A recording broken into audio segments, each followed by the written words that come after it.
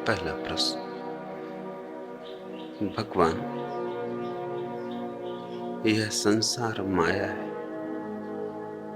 यहां सब झूठ है, मुझे इसमें डूबने से बचा। राधिका प्रसाद। माया में कोई डूब कैसे सकता है? झूठ में डूबने का कोई उपाय है? जो नहीं है उसमें डूब सकोगे, चाहोगे तो भी नहीं डूब सकोगे। ऐसी नदी में डूबो जो है ही नहीं, ऐसे जाल में फंसो जो है ही नहीं। ये कैसे संभव हो सकता है? इस माया शब्द ने तुम्हें बहुत भरमाया है। माया ने नहीं, माया शब्द ने बहुत भरमाया है। ये तुम्हारी जबान पर बैठ गया। तुम्हारा सारा धर्म इसी शब्द पर आधारित हो गया है। माया से बचना है। सोचते भी नहीं कि अगर संसार झूठ है तो क्या बचना, और अगर संसार झूठ है तो तुम कैसे सच हो सकते हो? और सब झूठ है, सिर्फ तुम सच हो। औरों के लिए तुम भी संसार हो, उनके लिए तुम भी झूठ हो। और यदि संसार झूठ है तो संसार को बनाने वाला कैसे सच हो सकता है? वह तो महाझूठ होगा। झूठ का जन्म झूठ से ही हो सकता है। इसलिए मैं नहीं कहता कि संसार झूठ है, मैं तो कहता हूं संसार बहुत सच है। संसार तो परमात्मा की काया है, माया नहीं। उसकी देह है, उसकी अभिव्यक्ति है।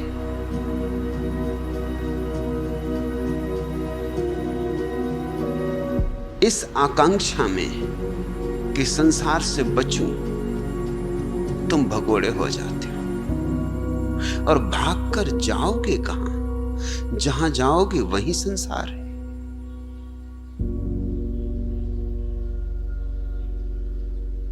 तुम ही संसार हो तो कम से कम तुम तो होगे ही जहां भी जाओगे। कुछ तो होगा ही। घर द्वार न होगा, आश्रम होगा, कुटी होगी, गुफा होगी, परिवार न होगा तो साधु साध्वी होंगे, मित्र परिजन न होंगे तो शिष्य शिष्याएं होंगी। भागोगे कहां? इसलिए कहता हूं जागो। यह संसार सत्य है। अगर कुछ असत्य है तो वह है तुम्हारा मन। मन माया है, संसार नहीं। मन कल्पनाओं के जाल बुनता है। संसार का पर्दा तो सच है, मन उस पर बड़े चित्र उभारता है, काल्पनिक, झूठे। जिससे रस्सी में कोई सांप देख ले, सांप झूठ होगा लेकिन रस्सी झूठ नहीं। ये मायावादी सदियों से ये उदाहरण देते रहे कि संसार ऐसा है जैसे रस्सी में कोई सांप देख ले। लेकिन उनसे कोई पूछे कि चलो सांप झूठ हुआ, मगर रस्सी का क्या? रस्सी तो है ना, और सांप का क्या कसूर है? सांप तो है ही नहीं। तुम्हें दिखाई पड़ा है, तुम्हारी नजर की भूल, दृष्टि की भूल को रस्सी पे थोप रहे हो। अपनी भ्रांति को संसार पर फैला रहे हो। इसलिए मेरा जोर पलायन पर नहीं है, जागरण पर है। जागो, रस्सी से भागो मत।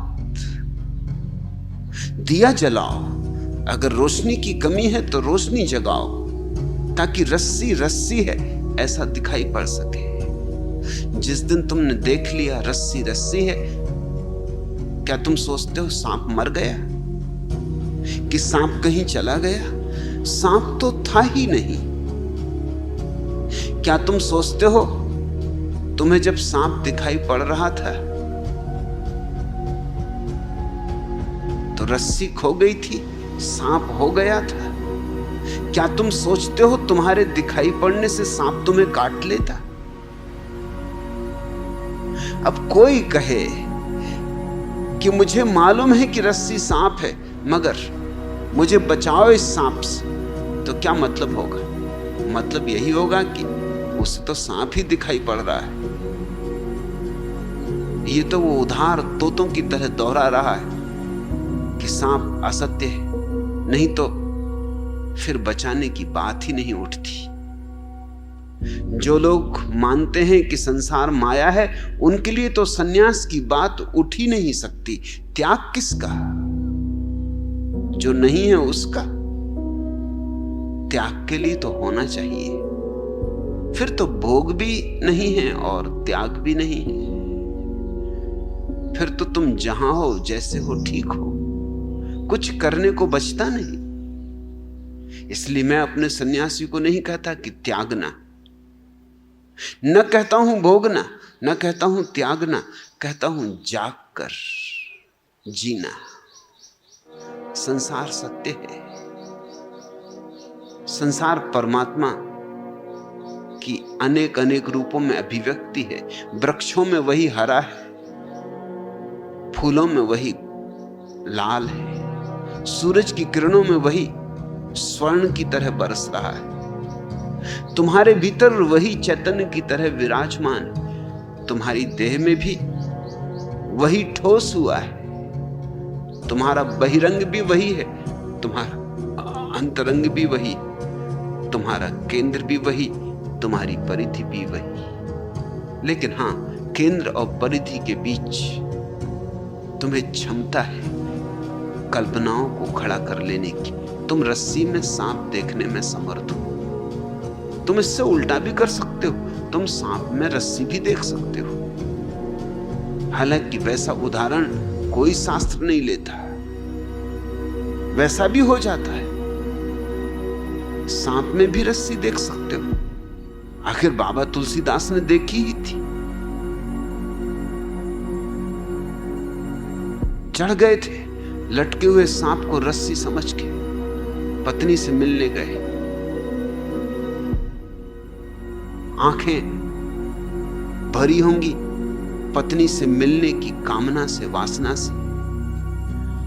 होश न रहा होगा, बेहोश रहे होंगे, कुछ का कुछ दिखाई पड़ गया होगा। चढ़ गए सांप को पकड़ के, रस्सी मान ली।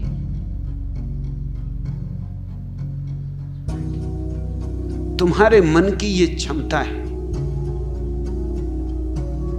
इस मन को ही मिटा देना है, पहुंच देना है। पशु हैं, उनके पास मन नहीं, वे मनुष्य से नीचे। मनुष्य के पास मन है। मनुष्य शब्द ही मन से बनता है। मनुष्य की इतनी ही खूबी है कि उसके पास मन है, और जिस दिन मन मिट जाता है उस दिन तुम परमात्मा हो। तो मन के नीचे पशुओं का जगत है, मन के ऊपर बुद्धों का, और इन दोनों के बीच में मनुष्य है, त्रिशंकु की भांति। यह मत पूछो राधिका प्रसाद कि मुझे इसमें डूबने से बचाएं। मैं तो देखता नहीं कि तुम कैसे डूब सकोगे। सदियां हो गई, जन्म जन्म नहीं बीत गए, कितने जन्म नहीं बीत गए, तुम्हें डुबा कहां पाया ये भवसागर जिसकी तुम बातें कर रहे हो? तुम अछूते के अछूते हो। कौन डूबा है? कोई भी डूबा नहीं है। डूबने की भ्रांति भला तुम्हें हो जाए, और भ्रांति के लिए तुम तर्क भी खोज ले सकते हो। जिसको भ्रांति ही पकड़नी है वो कोई भी तर्क खोज ले सकता है। मुल्ला नसरुद्दीन को भ्रांति हो गई थी कि वह मर गया है।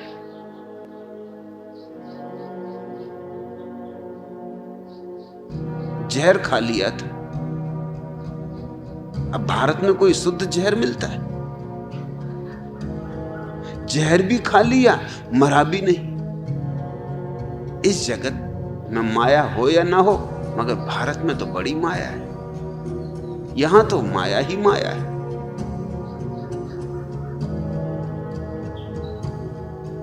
दूध में पानी मिलाते थे लोग, अब कलयुग आ गया, अब पानी में दूध मिलाते। जहर में पता नहीं क्या मिलाते। जहर भी शुद्ध मिल सकता नहीं। जहर खा के सो रहा, सुबह उठा तो अपनी पत्नी से बोला कि नाश्ता मेरे लिए मत बनाना, मैं तो मर चुका हूं। पत्नी ने कहा होश में हो? जाग गए कि सपना देख रहे हो? और उसने कहा तू होश में है? अगर नहीं मरा तो 5 रुपए बेकार गए। 5 रुपए का जहर खा गया हूं, मर चुका हूं। पहले तो समझा कि मजाक कर रहा है, लेकिन जब वो माने ही नहीं, भोजन न करे, नहाए नहीं, वो कहे कि नहाना क्या? जब मरी गए तो कौन नहाना? किसका नहाना? कैसा नहाना? भोजन न किया, नहाया नहीं, बिस्तर पे पड़ा, उठे नहीं। घर के लोग घबरा गए, कहा कि कुछ गड़बड़ हो गई, दिमाग में खराबी आ गई। मनोवैज्ञानिक के पास ले गए। मनोवैज्ञानिक ने भी बहुत समझाया कि भाई तुम जिंदा हो, भले चंगे हो, उठो, कुर्सी से चलो। उठ के चला तो कहा देखते नहीं चल रहे हो? कहा कि भूत प्रेत भी चलते।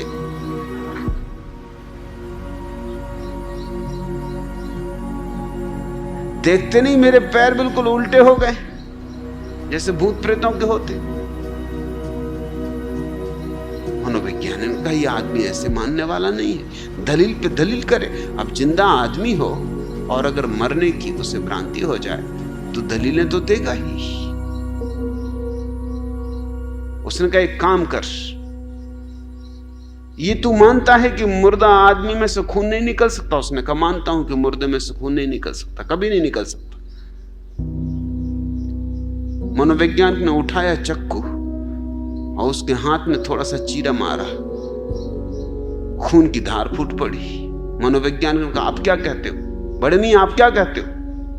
मुल्ला नसरुद्दीन खिलखिला के हंसा। उसने कहा कि इससे यही सिद्ध होता है कि मुर्दे से भी खून निकल सकता है। वो धारणा गलत थी, बदल दो सिद्धांत। वो जो लोग अब तक मानते रहे, बिना प्रयोग किए मानते रहे, किसी मूर्ख ने कभी चक्कू से काट कर देखा नहीं, मुर्दे से भी खून निकल सकता है, इससे ये सिद्ध हो गया। तुम जो चाहो मान लो, सारी बात मान्यता की है। और इसलिए बदलाहट मान्यता की करनी होती, स्थान नहीं बदलना होता है, मनोस्थिति बदलनी होती। और लोग स्थान बदल रहे हैं। कोई चला हिमालय, कोई चला काशी, कोई चला काबा। स्थान बदल रहे हैं, परिस्थिति बदल रहे हैं। घर छोड़ दिया, बाजार छोड़ दिया, कहां जाओगे? जहां जाओगे मन तुम्हारे साथ होगा, वही मन जो बाजार में था। इसलिए तुम जहां रहोगे वहीं फिर बाजार बन जाएगा। तुम जहां बैठोगे वहीं फिर वही सिलसिला शुरू हो जाएगा, वही उपद्रव। बच ना सकोगे। ये तुम्हारे ऋषि मुनियों को सताने जो उर्वशियां और मेनकाएं उतरती, ये किसी आकाश से नहीं उतरती। ये ऋषि मुनि छोड़ आए अपने घर की मेनका को, लेकिन मन तो नहीं छोड़ सकते। मन नहीं छूटा तो मेनका कैसे छूटेगी? अब ये बैठे झाड़ के नीचे हिमालय में, और मेनका इनके चारों तरफ नाचती। मेनका को पड़ी कुछ कि इनके चारों तरफ नाचे, कुछ उसे और भी काम होगा कि इन धुनी रमाए हुए, राख लपेटे हुए, भयानक दिखाई पड़ने वाले, जटाजूट बढ़ाए हुए इन ऋषि मुनियों को सताए। और ये कोई सताना हुआ? ये कोई दंड हुआ कि पुरस्कार? मगर नहीं, मेनका सताती, बड़े हाव भाव करती ऋषि मुनियों के पास आके। ये मेनका नहीं है, ये मन। मनोवैज्ञानिक कहते हैं कि तुम जिस चीज की भी आकांक्षा करते हो, अगर 3 सप्ताह के लिए उस चीज से तुम्हें दूर रखा जाए तो तुम उसकी कल्पना करने लगोगे, सिर्फ 3 सप्ताह के भीतर। और कल्पना इतनी प्रगाढ़ हो जाएगी धीरे धीरे कि तुम्हें वो चीज दिखाई पड़ने लगेगी, होगी नहीं, दिखाई पड़ने लगेगी। भूखे आदमी को आकाश में चांद नहीं दिखाता, चपाती तैरती हुई दिखाई पड़ती। भूखे आदमी को चांद कहां? हां, प्रेमी को प्रेसी का मुखड़ा दिखाई पड़ता है। मजनू से पूछो, वो कहेगा लैला दिखाई पड़ती। सीरी से पूछो, वो कहेगी फरियाद दिखाई पड़ता है। किसी कंजूस से पूछो, वो कहेगा कि चांदी की तस्तरी दिखाई पड़ती। लोगों को अलग अलग चीजें दिखाई पड़ेंगी, चांद बेचारे का कोई कसूर नहीं, चांद का इसमें कुछ हाथ नहीं। तुम जो चाहो देखना वही दिखाई पड़ेगा। तुम्हें अपने मन के प्रतिबिंब दिखाई पड़ते। संसार नहीं छोड़ना है राधिका प्रसाद, कुछ नहीं छोड़ना है। मन से जागना है। मन नींद है और ध्यान जागरण है। नजर तुम्हारी जाली है, सिक्का तो टकसाली। इस सिक्के को गढ़ा प्रकृति ने है धरती की माटी से। इस सिक्के को गढ़ा पुरुष ने अपनी ही परिपाटी से। इस सिक्के पर अंक पड़े हैं स्वयं नियति के हाथों से। यह सिक्का तो चलता आया जन्म मरण की घाटी से। इसे बजाओ यह गाता है गीत खुशी के मातम के। इस सिक्के में दोष देखना केवल खाम ख्याली, सिक्का तो टकसाली। माल तुम्हारा खोटा है, यह गाहक तो बहुत खरा। यह गाहक मीठे बोलों पर मिश्री सा घुल जाता है। थोड़ी सी ममता पाने को निज सर्वस्व लुटाता है। जो छल कपट देखते हो तुम, वह तो सभी तुम्हारे हैं। इस गाहक का सच्चाई से जन्म जन्म का नाता है। अपने अंदर की करुणा को ला करके तो परखो तुम। इस गाहक का हाथ खुला है, इस गाहक का हृदय भरा। यह गाहक तो बहुत खरा। तुम आए हो नए नए, यह तो हाट पुरानी है। सोना चांदी हीरा मोती कितने इसमें चले गए। जीवन भर बटोरने वाले खाली हाथों चले गए। सुख दुख की यह हाट अनोखी, इसमें बिकता यश अपयश। पीने वाले सदा पुराने, देने वाले नित्य नए। तुम तो अपने में ही उलझे, आंख खोल के देखो तो। जो निज को जितना दे सकता वह उतना ही ज्ञानी है। यह तो हाट पुरानी। तुम कितने चालाक बनो, दुनिया भोली भाली। पल में रोना पल में हंसना, यह तो पल में रोना पल में हंसना। यह दुनिया तो सहज सरल। उत्सुकता अस्तित्व यहाँ पर, जीवन तो है कुतूहल। सत्य स्वप्न है, स्वप्न सत्य है, इन दोनों में अंतर क्या? इन्हें गिने विश्वासों पर ही इस दुनिया की चहल पहल। जो मिलता है लेना होगा, राजी से नाराजी से। अरे व्यर्थ की 3-5 है और व्यर्थ की गाली है। दुनिया भोली भाली, नजर तुम्हारी जाली, सिक्का तो टकसाली। नजर की भूल है, दृष्टि का दोष है। दृष्टि का रूपांतरण चाहिए और जैसे ही दृष्टि बदलती वैसे ही संसार बदल जाता है। संसार तो वैसा ही है, मगर तुम्हारी दृष्टि बदल जाती तो तुम्हें वैसा दिखाई पड़ने लगता है जैसा है। अभी वैसा दिखाई पड़ता है जैसा तुम चाहते हो। अभी तुम्हारी कल्पना आच्छादित हो जाती और तुम बड़ी जल्दी भूल में पड़ जाते हो। लोग सिनेमा गृह में बैठे तुम देखते हो, जानते हैं भली भांति कि पर्दा खाली। आए थे तो देखा था कि सफेद पर्दा है, कुछ भी नहीं है, कोरा है। फिर फिल्म चली, धूप छाया का खेल हुआ, रंगीन तस्वीरें उतरी और देखो लोग कैसे मोहित हो जाते। लोग रो लेते हैं, हंस लेते, घबरा लेते, परेशान हो जाते, पीड़ित हो जाते और जानते हैं भली भांति, मगर भूल गए, विस्मरण हो गया। 1-2-3 घंटे के लिए सब भूल भाल गए। फिर जैसे ही प्रकाश होगा तब उन्हें याद आएगी क्या रे कुछ भी नहीं, मगर फिर जाके बैठेंगे और फिर भूलेंगे। लोगों के रुमाल गीले हो जाते। अगर कोई दुखांत कथा है, कथानक है, तो आंखें उनकी आंसू टपकाती। अगर कोई सुखांत दृश्य आता है तो हंसी के फव्वारे छूट जाते। चाहे रोते आए हों, चाहे घर में मातम मना रहे हों, लेकिन भूल गए सब। आदमी अपने को भुलाने में बड़ा कुशल है। राधिका प्रसाद, माया का कोई कसूर नहीं। तुम कहते हो ये संसार सब झूठ है, ये संसार जरा भी झूठ नहीं। झूठ अगर कुछ है तो तुमने इस संसार के ऊपर जो सपनों की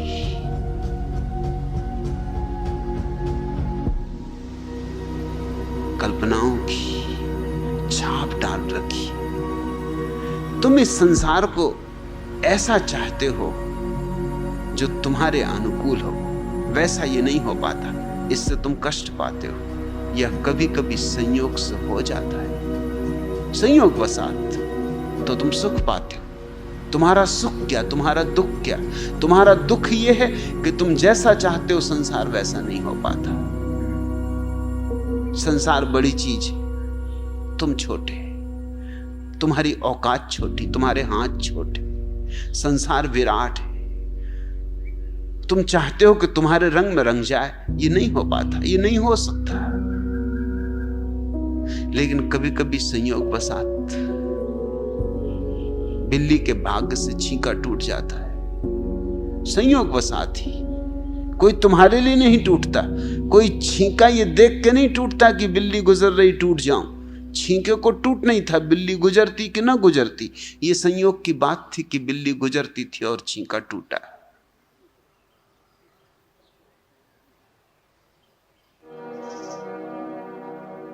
बिल्ली सोचेगी कि मेरी प्रार्थनाएं सुन ली गई,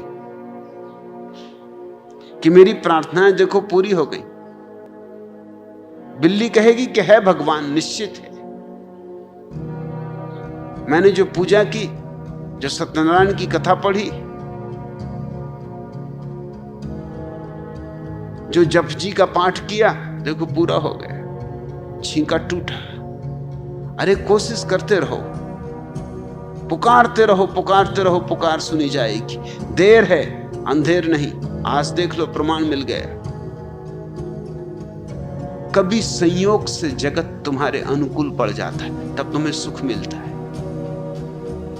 और अधिकतर तो अनुकूल नहीं पड़ता। 100 में 99 मौकों पर तो अनुकूल नहीं पड़ता। छींके रोज नहीं टूटते, जब जब बिल्ली गुजरे तब तब नहीं टूटते।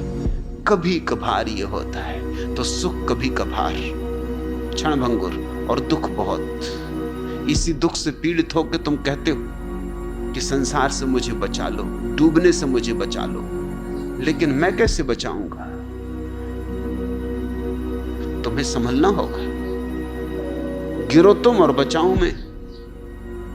और गिर रहे हो तुम ऐसी चीजों में जो तुम्हारी कल्पना के जाल है। सच्ची भी हो तो कोई बचा ले। तुम्हारी कल्पनाओं के जाल से तुम ही अपने को बचा सकते हो, और कोई भी नहीं बचा सकता, क्योंकि जाल ही कल्पना के हैं। तुम ही उनके निर्माता हो। तुम ही चाहो तो उनको वापस खींच लो। मकड़ी के जाल जैसे मकड़ी अपने भीतर से बुनती, ऐसे ही तुम भी अपने कल्पना के जाल अपने भीतर से बुनते हो। बस तुम्हारे लिए ही हैं वो।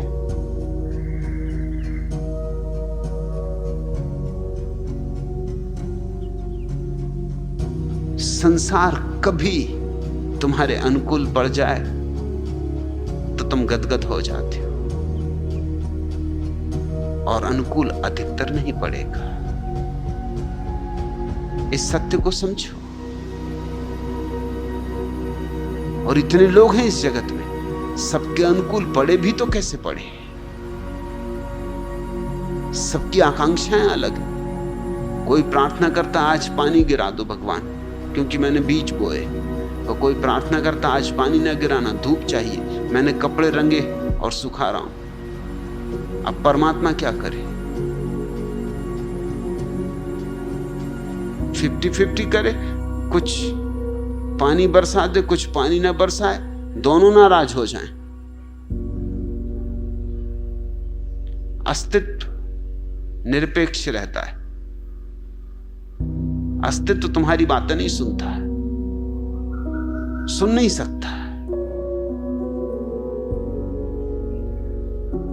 एक बिल्ली एक वृक्ष की शाखा पे बैठी हुई बड़ी मग्न हो रही थी, बड़ी मस्त हो रही थी, डोल रही थी, बड़ी भक्ति भाव में थी। एक कुत्ता नीचे से गुजर रहा था, उसने बिल्ली को देखा, लार तो उसकी टपक गई बिल्ली को देख के, मगर बिल्ली ऊपर बैठी थी झाड़ की शाखा पे, वहां तक कुत्ता पहुंच सकता नहीं था। और ऐसी मगन हो रही थी जैसे बैकुंठ की यात्रा पर हो, आंखें बंद, आह्लाद के आंसू टपके जा रहे और डोल रही। कुत्ता थोड़ी देर खड़ा रहा कि शायद ज्यादा डोले हो, गिर पड़े, मगर इतनी डोली भी नहीं कि गिर पड़े। कस के पकड़ी हुई थी शाखा को। आखिर कुत्ते ने कहा, बात क्या है, ऐसा क्या मजा आ रहा है? बिल्ली ने आंख खोली, उसने कहा कि सब खराब कर दिया। अरे मैं एक सपना देख रही थी कि आकाश से चूहों की वर्षा हो रही, मूसलाधार वर्षा हो रही, चूहे ही चूहे गिर रहे। कुत्ते ने कहा, अरे मूर्ख, शास्त्र का ज्ञान है। शास्त्रों में साफ लिखा है कि कभी कभी चमत्कार होते हैं, और जब चमत्कार होते हैं तो आकाश से हड्डियों की वर्षा होती, चूहों की नहीं। चूहों का शास्त्रों में उल्लेख ही नहीं। मूर्ख कहीं की, शास्त्र ज्ञान है नहीं, कौड़ी भर संस्कृत जानती नहीं, चली है सपना देखने। कुत्तों के शास्त्र में स्वभावता है चूहों की वर्षा नहीं हो सकती।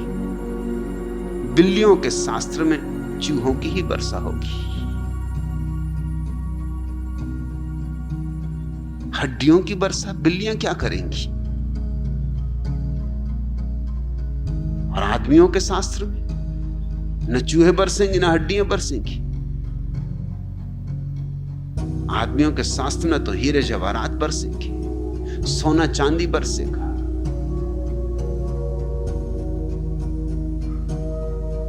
इतनी कल्पनाएं हैं, सारे जगत में जितनी चेतनाएं उतने मन है, उतने माया के विस्तार है।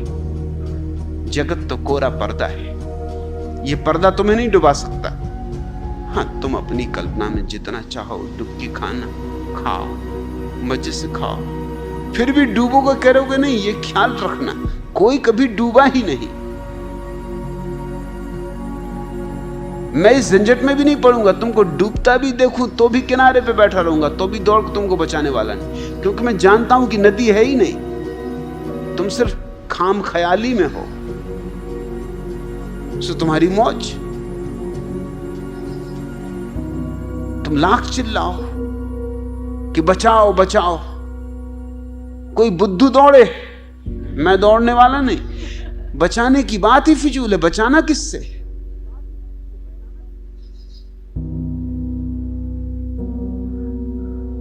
तुम्हें होश की जरूरत है, नदी वगैरह नहीं जो तुम्हें डुबा रही। लोग कहते हैं भावसागर में डूबे जा रहे, लोग अपने सब दोष बाहर थोप देते और सब दोष भीतर है। कहां का भावसागर, कहां की माया? मगर इससे राहत मिलती तो हम क्या करें? ये माया का जाल ऐसा है, हम करें भी तो क्या करें?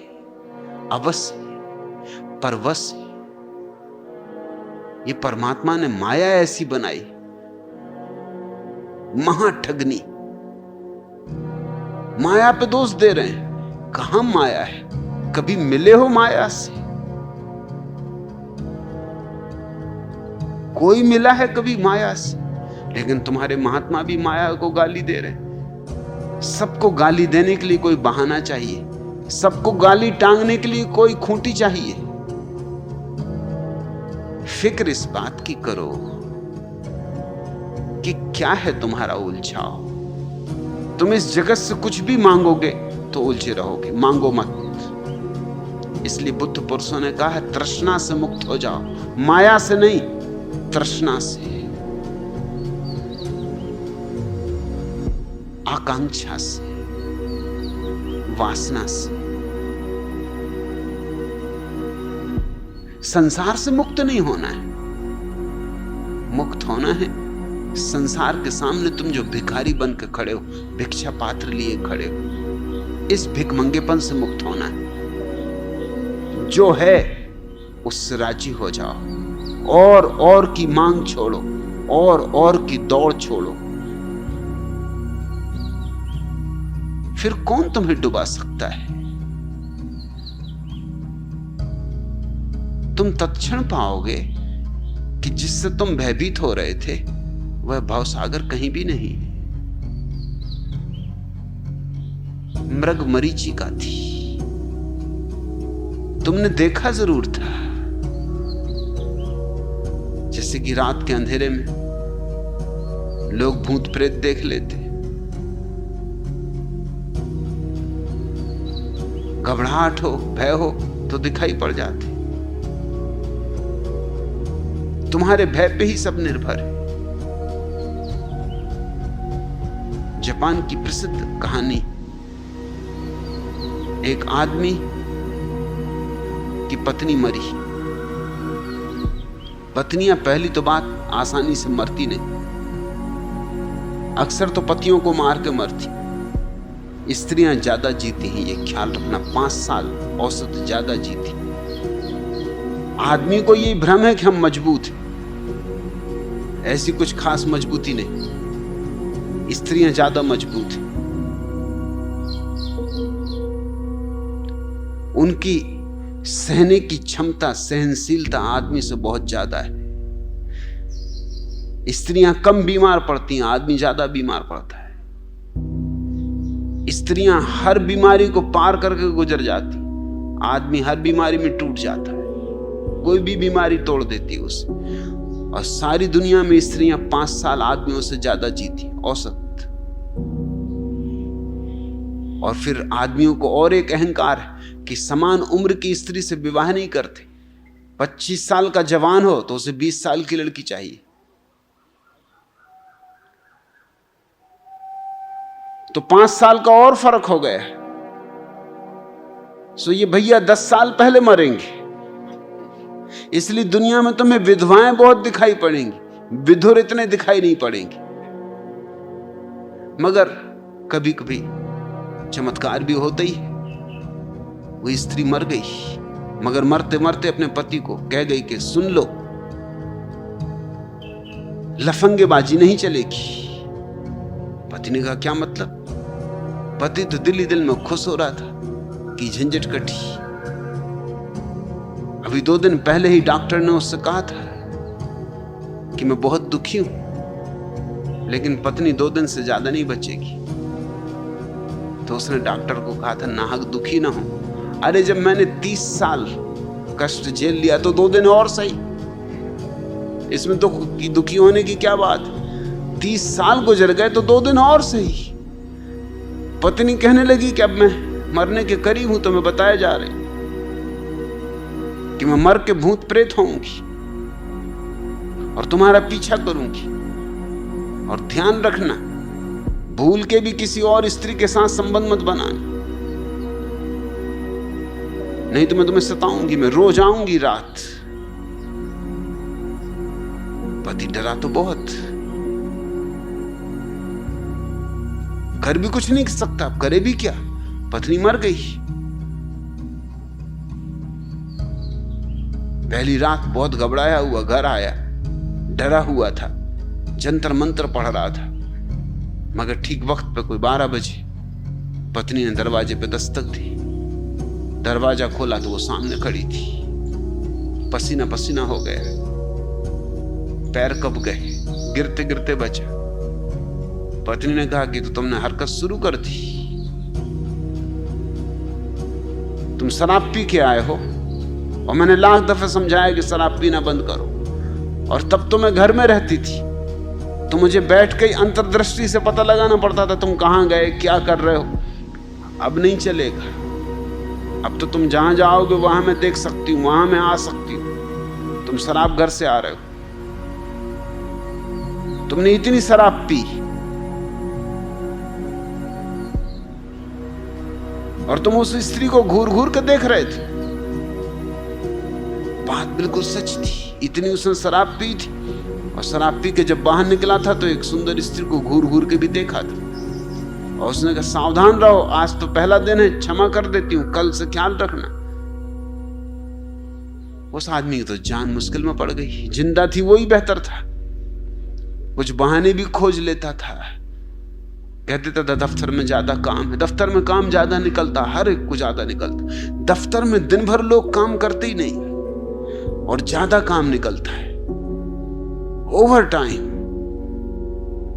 दफ्तर से फोन करते हैं कि आज नहीं आ सकेंगे, आज बहुत काम है। घर से बचते जितना बच सके, जमाने भर में भटकेंगे, घर भर नहीं आएंगे। घर तो आते ही तब हैं जब सब होटलें और सब शराब घर, सब रेस्टोरेंट बंद हो जाते, और जब कहीं इनको जगह नहीं मिलती तब घर आते, क्योंकि घर तो हमेशा खुला हुआ है। पत्नी बैठी होगी तैयार। अब तो इसकी बड़ी मुश्किल हो गई, कोई बहाना ना चले। जो भी बहाना लेके आए वो कहे कि तुम मुझे बना रहे हो, मैं वहां मौजूद थी, तुम दफ्तर गए, झूठ बोल रहे हो, तुम आज दिन भर दफ्तर नहीं गए, तुम कहां थे मुझे रत्ती रत्ती पता है। उस आदमी की तो हालत हड्डी हड्डी हो गई। या स्त्री क्या मरी, जिंदा थी वही अच्छा था। सोचता था कि मर जाएगी तो बड़ा सुख मिलेगा, ये तो महाकष्ट हो गए। किसी ने सुझाव दिया कि गांव में एक फकीर आया हुआ, तू उसके पास जा, शायद वो कुछ कर सके। फकीर के पास गया, फकीर को सारी बात बताई। फकीर ने कहा एक काम कर, मुट्ठी खोल। और फकीर ने मुट्ठी भरी, पास में ही चावल रखे थे, मुट्ठी भर के उसके हाथ में दे दी और कहा कि मुट्ठी बंद कर ले, अब खोलना मत, घर जा। और जब वो आए तो उससे कहना कि अगर तू सच में है तो मेरी मुट्ठी में कितने चावल हैं इनकी गिनती करके बता दे। उसने कहा कि वो बता देगी, वो एक एक चीज गिन के बता रही है। कहां जाता हूं, किससे बात करता हूं, क्या कहता हूं, वो ये भी बताएगी कि अच्छा तो तुम उस फकीर के पास गए थे, वो फकीर मेरा बाल बांका नहीं कर सकता, वो कहेगी। उसने कहा वो सब कहे मगर ये चावल के दाने जब तक इनके ना बताए, कल तू मुझे आके खबर करना। वो घर गया, वो पत्नी मौजूद थी। उसने कहा तो गए थे उस फकीर के पास, वो क्या जानता है, उसकी हैसियत क्या है, इस ढंग के कपड़े पहने हुए था, ऐसे ऐसे मकान में बैठा हुआ था, पास में चावल रखे हुए थे, मुट्ठी भर के उसने तेरी मुट्ठी में चावल दिए और कहा है कि उससे कहना कि गिनती करके बता, बोल इसमें कुछ झूठ। तो घबरा गया। उसने कहा कि फकीर का भी कुछ बस चलेगा नहीं इस पर, ही तो इसको सब पता है। पर उसने कहा आखिरी कोशिश कर ही लो। उसने कहा कि हाँ ये सब ठीक है मगर चावल कितने, उनकी गिनती करके बता। जैसे उसने ये कहा वो स्त्री एकदम नदारत हो गई, वो चावल की गिनती ना कर सकी। चारों तरफ खोजा, घर भर में खोजा, चिल्लाता फिरा कि भाई कहां गई तू, चावल की गिनती बता। मगर कोई उत्तर नहीं, कोई पता नहीं। दूसरे दिन सुबह आया, फकीर से बोला कि चमत्कार कर दिया, ये चावल क्या है, गजब है, इनको मैं क्या सदा हाथ में ही रखे रहूं, रात भर इनको हाथ में ही रखे रहा, कपड़ा बांध लिया, क्या इनमें कोई चमत्कार है? उसने कहा कोई चमत्कार नहीं, जो बातें तू जानता है बस वही तेरी पत्नी कह सकती, जो तू ही नहीं जानता वो तेरी पत्नी नहीं कह सकती। वो पत्नी वगैरह कुछ नहीं, कोई भूत प्रेत नहीं, तेरा मन है। तू इतना जानता था फकीर के यहां गया, वो कैसा बैठा था, उसने चावल भर के दिए, तेरे को भी पता नहीं कि संख्या कितनी। अगर तुझे पता होती तो उसको भी पता होती। वो है नहीं, वो कोई भी नहीं है, तेरे मन का ही फैलाव है। चावल वगैरह का कोई जादू नहीं। अब चावल में ना बंध, ला चावल वापस कर, चावल छोड़ दे वापस अपनी जगह जहां से उठाए थे। अगर तुझे चावलों की गिनती मालूम हो गई तो वो औरत तुझे फिर सताएगी, उसको भी मालूम हो जाएगी। वह स्त्री कुछ भी नहीं, तेरे मन का प्रतिफलन, तेरे मन का ही साकार रूप है। ऐसी ही राधिका रमन, राधिका प्रसाद तुम्हारी मन की ही सारी लीला है, कोई और लीला नहीं। तुम्हारा ही सब खेल है, कोई और खेल नहीं। माया से नहीं छूटना है, मन से छूटना है। और छूटने के लिए कहीं नहीं जाना, ध्यान में जागना है। मैं तुम्हें नहीं बचा सकता, और तुम ये आशा छोड़ दो कि कोई तुम्हें बचा सकेगा। इस आशा में ही तो तुम भटकते रहते हो कि कोई तुम्हें बचा लेगा, कोई उद्धारक मिल जाएगा। बस इसी आशा में तुम अपने को नहीं बचा पा रहे। यह आशा तुम्हारी टूट जानी चाहिए। कोई उद्धारक नहीं, प्रत्येक व्यक्ति अपना उद्धारक। बुद्ध ने कहा अपदीपो भव, अपने दिए खुद बनो, कोई दूसरा तुम्हारा दिया नहीं बन सकता। तुम्हारे पास आंख होंगी तो तुम देख सकोगे, और तुम्हारे पास कान होंगे तो तुम सुन सकोगे। ये भीतर की बात भी तुम्हारे पास ध्यान होगा तो ही घटित होगी। न तुम्हें जीसस बचा सकते, न तुम्हें कृष्ण, न तुम्हें बुद्ध, न महावीर। लेकिन हम इतने बेईमान हैं कि हम अपने को बचा लेते हैं इनके बहाने, ये कहके कि बचाएंगे। ये लोग बैठे सोच रहे हैं कि कृष्ण का अवतार होगा और वो सबको बचाएंगे। जब धर्म की गिलानी हो जाती, और अब धर्म की गिलानी काफी हो गई, अब और क्या गिलानी होने में बची। संभवामी युगे युगे, अब आते ही होंगे, बस अब देर नहीं, आएंगे जल्दी और बचाएंगे। उपद्रव तुम करो और कृष्ण उसका फल भोगे, बचाएं वो। और बचा सकते होते तो तभी ने बचा लिया होता जब आए थे। तब क्या खाक बचा पाए, किसको बचा पाए, क्या बचा पाए? जीसस किसको बचा पाए? महावीर किसको बचा पाए? बुद्ध किसको बचा पाए? लेकिन हम बेईमान हैं। हम ये बात भी दूसरों पर टाल देना चाहते हैं कि कोई बचाए। क्यों कोई बचाए? ये पर निर्भरता क्यों? मैं तुम्हें मेरे ऊपर निर्भर नहीं होने देना चाहता। मैं तुम्हारी जिम्मेवारी नहीं लेना चाहता। मैं तुम्हें इशारे दे सकता हूं कैसे तुम अपने को बचा सकते हो, इसके इंगित कर सकता हूं, लेकिन मैं तुम्हें बचा नहीं सकता। बचाना तो तुम्हें स्वयं को होगा। तुमने ही उलझाया है, तुम ही सुलझाओ। तुम ही गिरे हो गड्ढे में, तुम ही निकलो। लेकिन तुम गड्ढे से न निकलना चाहो तो ये तरकीब अच्छी कि आएगा उद्धारक और बचाएगा। न आएगा उद्धारक, न कोई बचाएगा, गड्ढे में तुम पड़े रहना।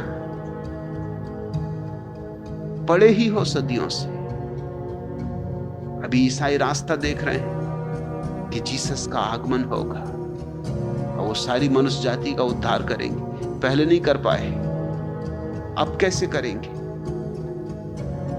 पहले ही कर लेते ना। कर सकते होते तो पहले ही कर लेते। कितने लोगों का उद्धार कर पाए? हां, इशारे दिए, जो समझ गए उन्होंने अपना उद्धार कर लिया। इंगित दिए, लेकिन जो मूढ़ थे वो राह देखते रहे कि तुम ही दवा बनाओ, तुम ही घोंटो, घुट्टी तैयार करो और तुम ही पियो और बचे हम। कोई चिकित्सक भी ऐसे तुम्हें नहीं बचा सकता कि खुद दवाई पियो बचाए तुम्हें। इसमें तो खुद भी मरेगा। दवा तुम्ही को पीनी पड़ेगी। मैं तुम्हें मार्ग दे सकता हूं, लेकिन चलना तुम्हें।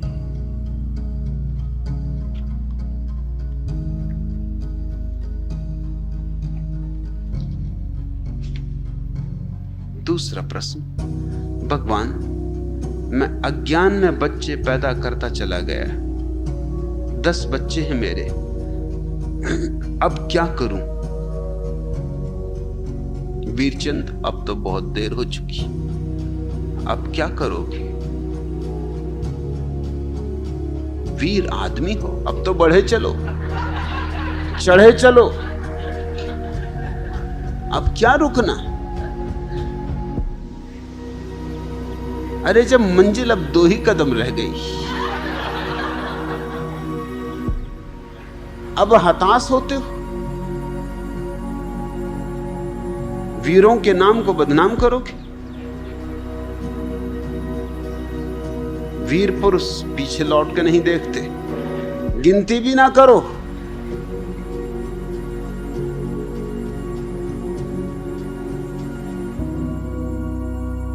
तुमने भी खूब किया। जगह जगह लिखा हुआ है 2 या 3 बस, तब तुम ना रुके।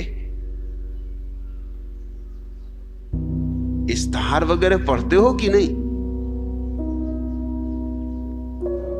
मगर 2 या 3 बस में शायद तुम पे प्रभाव नहीं पड़ा, क्योंकि उसमें तुक नहीं। तुमने सोचा 10 और बस।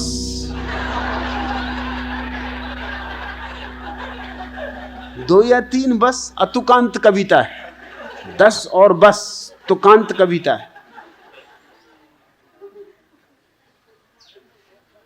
कवि मालूम होते हो, अब तुम्हें होश आया।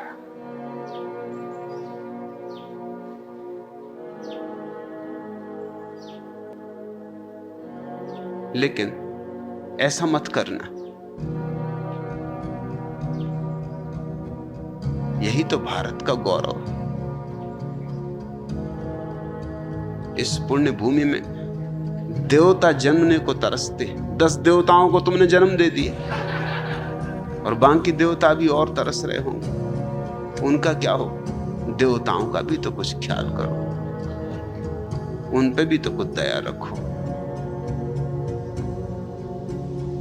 एक धर्म सम्मेलन में मैं बोलने गया था, वहां करपात्री महाराज भी बोल रहे थे। वो समझा रहे थे लोगों को संतति नियमन के विपरीत विरोध में कि ऐसा कभी मत करना। क्योंकि पता नहीं कौन सी आत्मा पैदा होने को आतुर हो और तुम रुकावट डाल दो।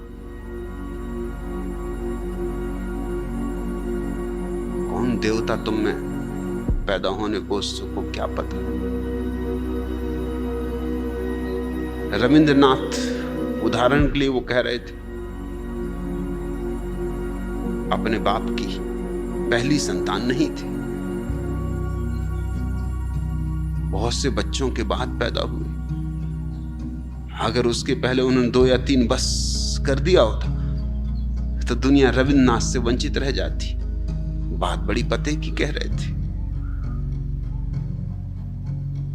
अब क्या पता 11वां बेटा तुम्हारा रविंद्रनाथ हो, शेक्सपियर हो, कालिदास हो, पता नहीं। ये तो अज्ञात का खेल है और ये तो परमात्मा की लीला है। इसमें तुम कौन हो बीच में बाधा डालने वाले? जो उसकी मर्जी होने दो। इसी को तो समर्पण कहते हैं। तुम कहां संकल्प का अड़ंगा लगा रहे हो? परमात्मा कभी क्षमा ना करेगा अगर तुमने इस तरह के अड़ंगे डाले। उसकी मर्जी है कि हो बच्ची, नहीं होगी मर्जी तो नहीं होगी। और जिनको नहीं देना है वो मर जाते हैं प्रार्थना कर करके, पूजा कर करके, मंदिरों जा जाके, कब्रों पे बैठ बैठ के, चढ़ावा चढ़ा चढ़ा के, मनोतियां मना मना के। जिनको नहीं देना उनको नहीं देता। तुम पे देना है, तुम पे खुश है, पिछले जन्मों का पुण्य कर्म है। आ रहे हैं देवी देवता, आने दो। मैंने सुना है जब पहली दफा चांद पर अमेरिकी यात्री पहुंचे तो बड़े हैरान हुए। वो अपना झंडा गाड़ ही रहे थे, 15-20 बच्चे एकदम भागते हुए, और उनकी माता राम भी उनके पीछे और उनके पिता राम भी उनके पीछे आके खड़े हो गए भीड़ लगा के। वो तो बड़े दंग रह गए। वो तो सोच रहे थे कि हम ही पहली दफा चांद पे आए, इधर तो लोग पहले ही से मौजूद हैं। देखा तो हिंदुस्तानी थे। पूछा कि भाई आप कैसे आए? उन्होंने कहा हम तो पिकनिक मनाने ऋषि मुनियों के जमाने से आते रहे। चंद्र यात्रा कोई नई चीज, शास्त्रों में उल्लेख है, वर्णन। उनको तो भरोसे नहीं आया। उन्होंने तुम आए कैसे? तुम्हारे पास साधन कहां है? रॉकेट कहां है? चंद्र की यात्रा करने के लिए तुम्हारे पास ऐसे विमान कहां? अरे उन्होंने कहा के विमान? फजूल की बातों में पड़े। हम तो स्वदेशी चीजों में विश्वास करते। हम तो एक दूसरे के कंधे पे खड़े हो जाते। अरे चांद क्या, हम तारों पे पहुंच जाएं?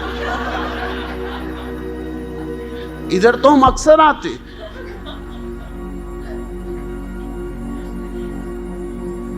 अब तुम क्या भारत की प्रतिष्ठा खराब करवाने पे उतारो? नहीं नहीं, ऐसा मत करना। देखो धृतराष्ट्र अंधे थे मगर 100 बेटी। इसको कहते अंधे को अंधेरे में दूर की सूझी। तुम तो आंख वाले हो वीरचंद, धृतराष्ट्र से मात खा जाओगे।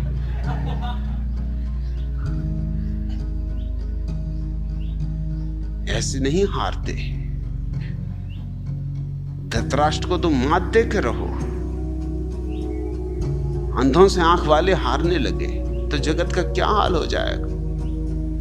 और कहते हैं धृतराष्ट्र की पत्नी ने भी पति को अंधा देख के अपनी आंखों पे पट्टी बांध ली थी, क्योंकि जब पति अंधा हो तो पत्नी कैसे देखे? पत्नी तो पति की छाया है, उसका कोई अपना व्यक्तित्व तो नहीं, कोई आत्मा तो नहीं। तो उसने आंख पे पट्टी बांध ली थी, सती साध्वी थी। अब जरा देखो, एक अंधे थे पति और पत्नी ने आंख पे पट्टी बांध ली थी, फिर भी एक दूसरे को खोजते रहे, 100 बच्चे पैदा कर लिए। टटोलते फिरते होंगे कि कहां है। और 100 बच्चों की भीड़ भाड़ में खोजबीन करना बड़ा मुश्किल काम रहा होगा। तुम तो आंख वाले हो, इतने जल्दी हार गए। नहीं, ये भारतीय परंपरा नहीं। क्या परंपरा को नष्ट करोगे? बाप दादों ने ऐसा नहीं किया, तुम ऐसा करोगे? रघुकुल रीति सदा चली आई, ये तो चलते ही रहा। जरा पुराणों में तो देखो, कितने कितने बेटे पैदा किए लोगों ने। वो थे वीर पुरुष, और तुम्हारा नाम वीरचंद, और तुम 10 पे ही बस हुए जा रहे हो। निराशा छोड़ो, हताशा त्यागो, फिर से झंडा ऊंचा करो। झंडा ऊंचा रहे हमारा। ऐसे कहीं झंडा नीचा करते। और तुमने अगर बच्चे ज्यादा पैदा नहीं किए तो कितना अहित करोगे, इसका भी तो सोचो। अगर तुम बच्चे पैदा ना करोगे, समाज सेवकों का क्या होगा? अनाथालयों का क्या होगा? मदर तेरेसा को नोबेल प्राइज कैसे मिलेगी? अरे वीरचंद, सब तुम्हारे जैसे महापुरुषों पर निर्भर। असल में तुमको मिलनी चाहिए नोबेल प्राइज, मिल रही मदर तेरेसा को। एक बच्चा पैदा किया नहीं, दूसरों के बच्चों पर उधार अनाथालय चला रही। नोबेल प्राइज, भारत रत्न तुम्हें होना चाहिए। और सेवा का अवसर छीन लोगे क्या? ऐसे बच्चे पैदा करोगे तो देश गरीब रहेगा, दुखी रहेगा। तो इससे लोगों को सेवा का अवसर मिलता है। भूदान यज्ञ चलेगा, सर्वोदय होगा। नहीं तो विनोबा भावे संत कैसे होंगे? संतों का संतत्व छीन लोगे, नोबेल प्राइज वालों को नोबेल प्राइज न मिलेगी। तुम भी कैसे खतरनाक विचारों में उलझे हो। और अब मैं तुम्हें सलाह दूं तो फिर गालियां मुझको पड़ती कि मैंने भारत का सारा गौरव नष्ट करवा दिया, भारत की प्रतिमा ही खंडित करवा दी। जब तक सेवा का अवसर न मिले तो लोग स्वर्ग जाके मेवा कैसा पाएंगे?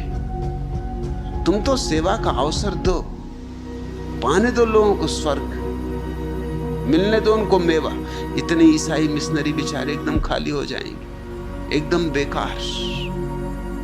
ये क्या करेंगे? किसके लिए अस्पताल खोलेंगे?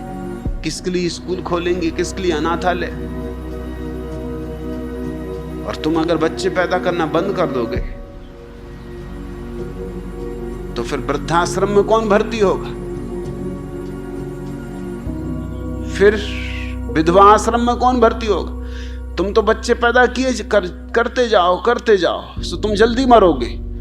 सो पत्नी होगी विधवा, विधवा आश्रम चलेगा। अगर तुम जी गए तो समय के पहले बूढ़े हो जाओगे तो वृद्धा आश्रम चलेगा। और बच्चे हैं सो वो अनाथ आश्रम चलवाएंगे। इस तरह समाज सेवा चलती है। सर्वोदय होता है, अंत्योदय होता है, क्या क्या नहीं होता है। नहीं, इस तरह के खतरनाक विचार मत करो। मैंने सुना है प्रदर्शनी में एक तंबू के सामने एक जोकर लगा रहा था चिल्लाने में, आइए 20 फुट लंबा सांप देखिए केवल एक आने में। तभी एक सज्जन पधारे, आधे पके थे आधे कच्चे, साथ में थे 20 बच्चे। जोकर बोला, बाहर क्यों खड़े हैं आप, भीतर देखिए 20 फुट लंबा सांप। गधैया गाती है अंग्रेजी गाना, टिकट सिर्फ एक आना। सज्जन बोले, मेरे साथ तो 20 बच्चे हैं। जोकर बोला, जी बहुत अच्छे हैं, ये सब क्या आपके हैं? सज्जन दहाड़े, नहीं तो क्या आपके बाप के हैं? जोकर हंसकर बोला, अच्छा आइए आइए, लाइन में लगाकर बच्चों को अंदर ले आइए। सज्जन के भीतर आते ही जोकर नाचने गाने लगा, जोरों से चिल्लाने लगा, आइए आइए, केवल 2 आने में तमाशे का मजा उठाइए। 20 फुट लंबा सांप देखिए और साथ में 20 बच्चों वाला बाप देखिए। कम से कम 20 का लक्ष्य तो वीरचंद्र रखो ही। अब इतनी भूल की, थोड़ी और सही।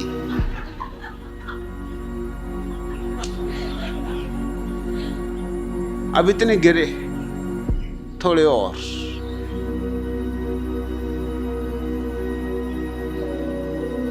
हमें समझ ही नहीं है कि हम क्या कर रहे हैं, क्यों कर रहे हैं। यंत्रवत जिए चले जाते, पशुवत जिए चले जाते। जिससे पशु बच्चे पैदा करते हैं, एक प्राकृतिक परवस्था है, वैसे ही आदमी बच्चे पैदा किया जाता है। और अब जबकि कोई प्राकृतिक परवस्था नहीं है, अब तुम्हारे हाथ में है, लेकिन बहाने खोजता है नए नए कि फिर उन आत्माओं का क्या होगा। जैसे तुमने सारी दुनिया की आत्माओं का ठेका लिया, एक तुम अपनी आत्मा की तो फिक्र नहीं कर पा रहे और सारी दुनिया की आत्माओं की चिंता में लगे रहते हो कि सारी आत्माओं का क्या होगा। कहीं हिंसा तो नहीं हो जाएगी अगर बच्चे पैदा नहीं हुए। मुझसे लोग प्रश्न पूछते, इसमें हिंसा तो नहीं हो जाएगी। हिंसा इसमें होगी कि तुम जितने बच्चे छोड़ जाओगे उतनी इस जमीन पे हिंसा होने वाली, उतनी इस जमीन पर उपद्रव की स्थिति घनी होती चली जाएगी। महामारियां फैलेंगी, युद्ध होंगे, भूकंप आएंगे, क्योंकि सिवाय उसके प्रकृति को संतुलन बिठाने का कोई उपाय नहीं रह गया। दरिद्रता रहेगी, लोग जिएंगे, अधमरे जिएंगे, जीने का कोई अर्थ नहीं रह जाएगा, नहीं रह गया है। मगर इससे महात्मा गण प्रसन्न होते हैं। वो कहते हैं, हम तो पहले से कहते हैं कि जीवन दुख है। अरे ये सब माया है, देख लो, तुम अपने अनुभव से देख लो। भारतीयों को ये बात जचने का कारण ये कि सच में ही जीवन यहां इतना दुख है कि महात्मा ठीक ही कहते होंगे कि जीवन दुख है। जीवन इतना दुख इस कारण नहीं है कि जीवन दुख है, जीवन दुख इसलिए हो गया है कि हम सजग नहीं है, सावधान नहीं तो जीवन काफी आनंदपूर्ण हो सकता है, उत्सवपूर्ण हो सकता है, होना चाहिए। थोड़ी सूझबूझ, थोड़े विचार की जरूरत है। घर क्या है? कबूतर खाने हो गए, भरे हैं बच्चे कच्चे, न चैन है न शांति है। न तुम उनको भोजन जुटा सकते हो, न कपड़े जुटा सकते हो, न शिक्षा दे सकते हो। उनके मस्तिष्क अविकसित रह जाएंगे, उनके शरीर अविकसित रह जाएंगे, मगर तुम बहाने खोज रहे हो। और बाप दादों ने नहीं किया ऐसा। बाप दादे करते भी कैसे, उनको पता भी नहीं था। वो करना भी चाहते तो नहीं कर सकते थे। तुम्हें पता है और पता होते हुए तुम ना करो तो पाप है। रोको। अब भी तुम पूछते हो कि क्या करूं, जैसे अभी भी तुम्हें होश नहीं है, अभी भी पूछने को कुछ बचा है कि क्या करूं। बात सीधी साफ है, तुम्हारे जीवन ने ही साफ कर दी। कभी ये पागलपन छोड़ो। जिंदगी में कुछ और करना है कि सिर्फ बच्चे ही पैदा करना, और फिर बच्चे बच्चे पैदा करेंगे क्योंकि उनके बाप ये कर गए सो वो भी करेंगे। इस सिलसिले का अंत कहां होगा? बुद्ध के जमाने में इस देश की आबादी 2 करोड़ थी, आज 70 करोड़ है। और अगर हम पाकिस्तान को भी जोड़ लें, जो कि जोड़ना चाहिए क्योंकि उस 2 करोड़ में वो भी जुड़ा था, तब तो 90 करोड़ से ऊपर पहुंच गई आबादी। 1 अरब आबादी हुई जा रही है जल्दी, और फिर भी तुम चाहते हो कि जीवन की सुविधाएं मिलनी चाहिए, गरीबी मिटनी चाहिए, दारिद्र्य मिटना चाहिए। तुम्हारा काम है कि दरिद्रता पैदा करवाओ, और किसी और का काम है कि दरिद्रता मिटाए। ये खूब मजे की रही। फिर तुम्हारी हर सरकार असफल होगी, और असफलता का कारण तुम हो, मगर जुम्मा ये कि सरकार असफल होती। सरकार के बलबूते के बाहर है मामला। इस देश में लोकतंत्र असफल होने को आबद्ध है, क्योंकि तुम लंगोटी कस के लोकतंत्र को हराने में लगे हुए हो। इस देश में लोकतंत्र जीत नहीं सकता, लोकतंत्र की मौत होकर रहेगी। कारण साफ है, क्योंकि अगर लोकतंत्र चलता है तो तुम्हारा यह उपद्रव जारी रहता है। इस देश को जरूरत है कि तुम्हें सख्ती से रोका जाए, तुम अपने आप नहीं रुकने वाले हो। इस देश को जरूरत है कि जैसे कोई युद्ध के पैमाने पर तैयारी करता है, उस पैमाने पर हमें बच्चों से सावधानी बरतनी होगी। इस देश की संख्या को जहां है वहां तो रोकना ही है, उससे नीचे वापस लाना है। यह देश सुखी हो सकता है अगर इसकी आबादी 20-25 करोड़ के करीब हो, नहीं तो यह देश कभी सुखी नहीं हो सकता।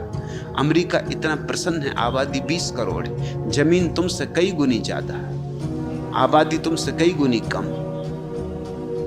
रूस खुश है, आबादी 20 करोड़ है और जमीन तुमसे बहुत ज्यादा है, वैज्ञानिक सुविधाएं तुमसे बहुत ज्यादा। तुम्हारे पास जमीन कम, वैज्ञानिक सुविधाएं नहीं, और आबादी बढ़ती चली जाती। अब तुम्हारी हालत ऐसी हो गई कि सिर ढांको तो पैर उघड़ जाते हैं, पैर ढांको तो सिर उघड़ जाता है। चादर छोटी होती जाती है, तुम बड़े होते चले जाते। और अगर चादर नहीं ढांक पाती तो तुम बड़े नाराज हो, तुम एकदम क्रोधित हो उठते हो, तुम पूर्ण क्रांति करने को तैयार हो जाते हो, बिना ये सोचे समझे कि जो लोग पूर्ण क्रांति करने की बात कर रहे हैं उनके पास क्या आयोजन, क्या योजना है। कुछ भी नहीं। जयप्रकाश नारायण ने 3 साल के लिए इस देश को और गड्ढे में डाल दिया, क्योंकि देश की बागडोर बिल्कुल ही गलत हाथों के लोगों में सौंप दी, जिन्होंने 3 साल में कुछ भी नहीं किया, जो कुछ कर सकते नहीं थे, निपट नपुंसक साबित हुए। 3 साल यूं हाथ से बह गए और 3 साल में तुम्हारी आबादी खूब बढ़ती चली गई, क्योंकि आबादी के मामले को ही लेके इंदिरा को हारना पड़ा था।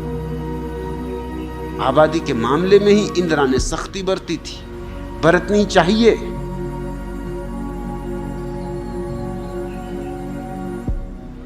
ठीक किया था, सख्ती और भी बरतनी चाहिए। लेकिन लोग ऐसे हैं, ऐसे मूढ़, ऐसे मूर्छित कि मुझे पता है संतति निग्रह से बचने के लिए कुछ लोग अपने गांव छोड़ के भाग गए थे, वो अभी तक नहीं लौटे।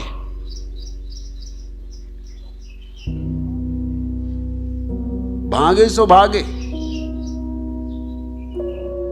ये तो जब तक इस देश को संतति निग्रह का काम सेना के हाथ में न सौंप दिया जाए, तब तक कोई उपाय नहीं।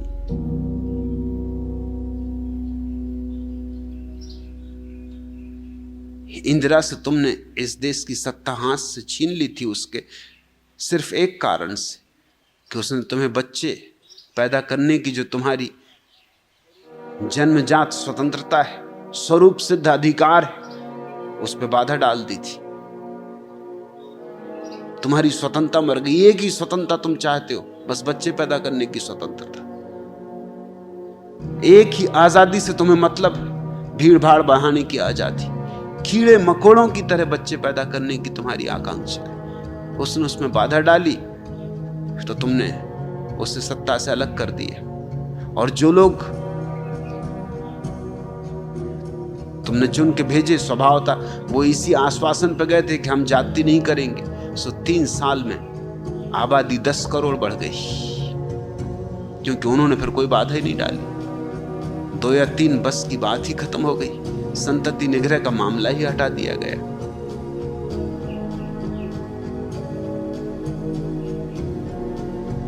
अब पुनः इंदिरा के हाथ में सत्ता है। अब उसके सामने सवाल है स्वाभाविक, अगर सत्ता में रहना है तो तुम्हारी मूढ़ता को जारी रखना चाहिए। अगर तुम्हारी मूढ़ता में बाधा डाली जाए, सत्ता खो जाएगी। मैं तो सलाह दूंगा सत्ता बचे कि जाए, लेकिन तुम्हारी मूढ़ता तोड़ी ही जानी चाहिए।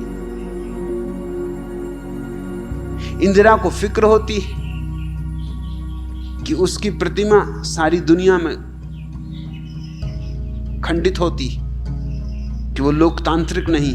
मैं तो कहूंगा सारी दुनिया में बदनामी भी उठानी पड़े, सारी दुनिया ये कहे कि अधिनायक हो गई इंदिरा, कोई फिक्र नहीं, देश के लिए इतना त्याग तो कम से कम करो कि खंडित हो जाने दो अपनी प्रतिमा को।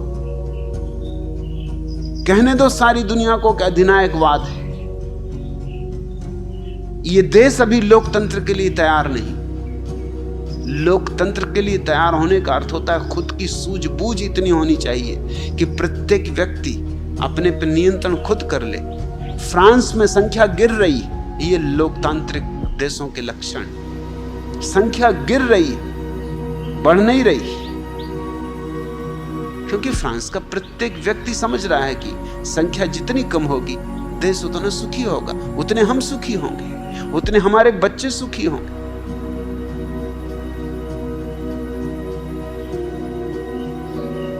वीरचंद, बिल्कुल रुक जाओ, पूर्ण विराम लगा दो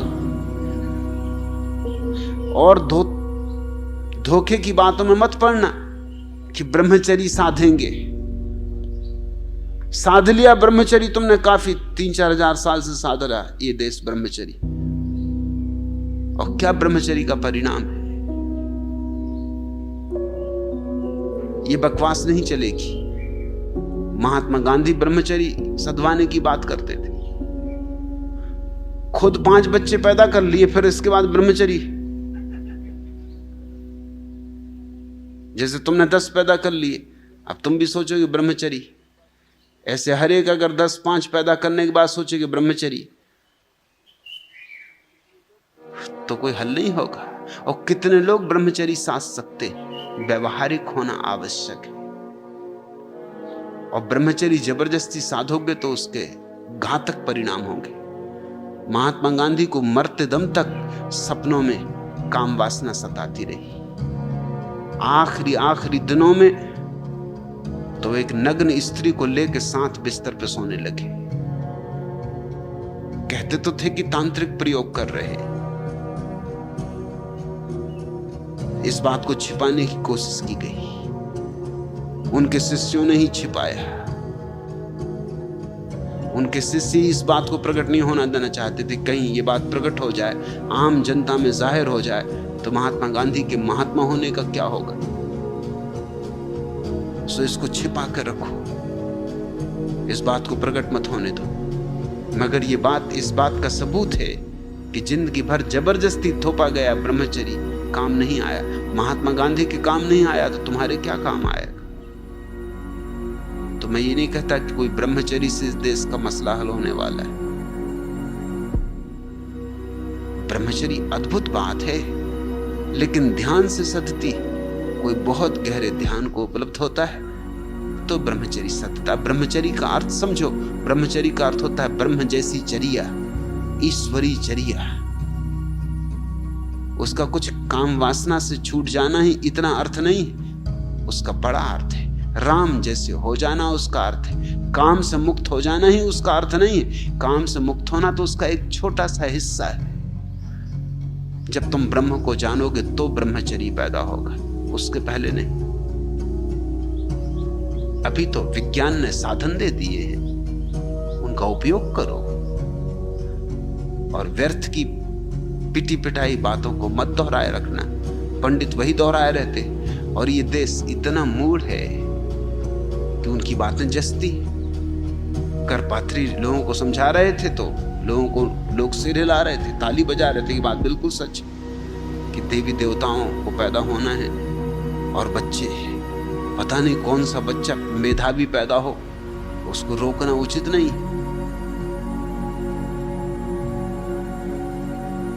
मैं बस्तर गया, जिस गांव में ठहरा हुआ था उस गांव के लोगों ने कहा आपका क्या ख्याल है? बस्तर में एक बांध बना, बांध से बिजली पैदा हुई।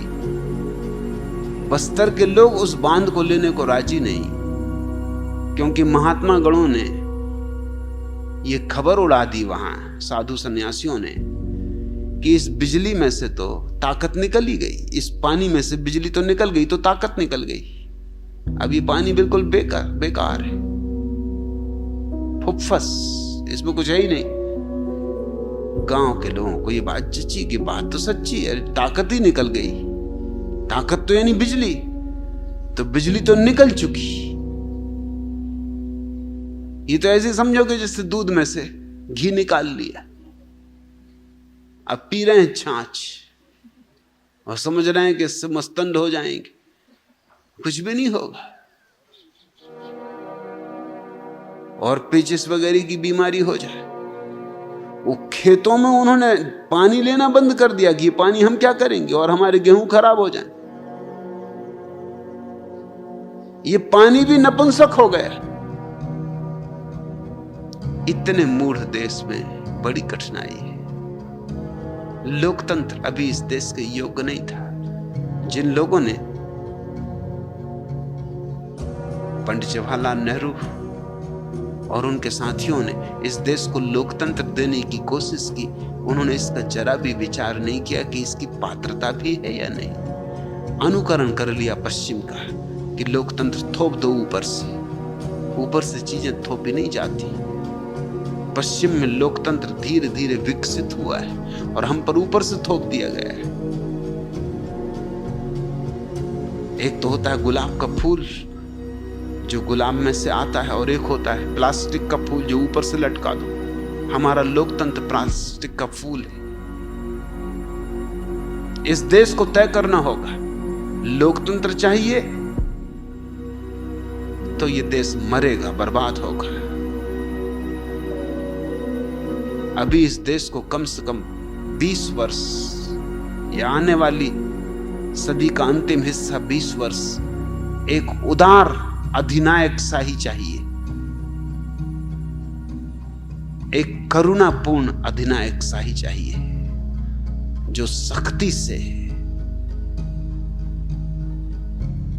इस देश की जड़ धारणाओं को तोड़ दे, बदल दे। फिर इसके बाद लोकतंत्र की संभावना पैदा हो सकती, उसके पहले पैदा नहीं हो सकती। मैं तो इंदिरा को कहूंगा कि होती हो बदनामी दुनिया में, फिक्र मत करो। एक 20 साल सब कुर्बानी कर दो, लोकतंत्र की भी कुर्बानी कर दो, ये थोथी स्वतंत्रता की भी कुर्बानी कर दो। इस देश को 20 साल अनुशासन चाहिए, ऐसा अनुशासन कि इस देश का प्रत्येक व्यक्ति इस योग्य हो जाए कि खुद सोच सके, विचार कर सके और निर्णय ले सके, और निर्णय के अनुसार जी सके। यह न हुआ तो यह देश बचेगा नहीं, इसका भविष्य बहुत अंधकारपूर्ण है।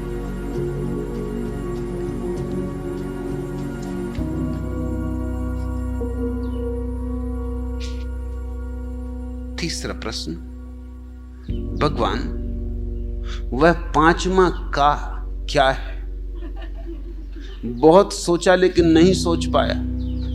किसी और से पूछूं,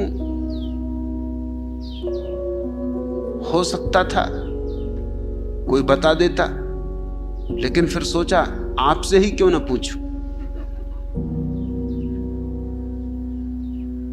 प्रकाश 5वां का कोई बहुत कठिन नहीं है। किसी भी पंजाबी से पूछते पता चल जाता। 5वां का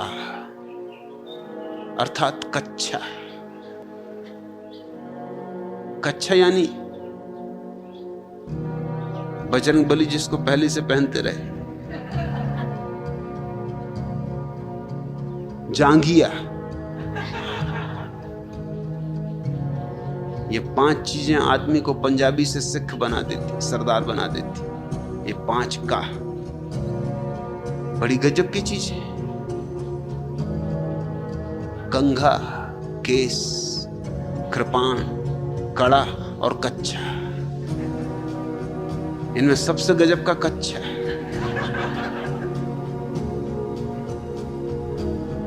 मैंने सुना है पंडित जवाहरलाल नेहरू के मंत्रिमंडल में सरदार बलदेव सिंह थे, उनके संबंध में तो बहुत कहानियां थी। एक कहानी कच्छे की भी।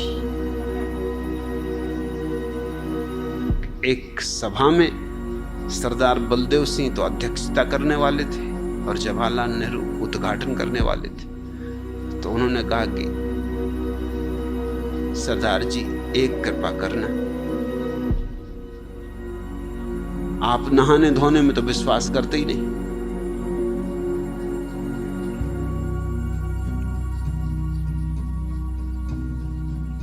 आपके कच्छे से ऐसी बदबू आती कि अब हम तो किसी तरह आदी हो गए हैं, गुजार लेते, सह लेते।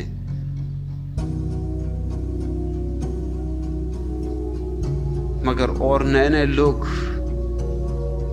वहां होंगे सभा में, उनको क्यों कष्ट देना? और उन सब का ध्यान आपके कच्छे पे ही जाएगा।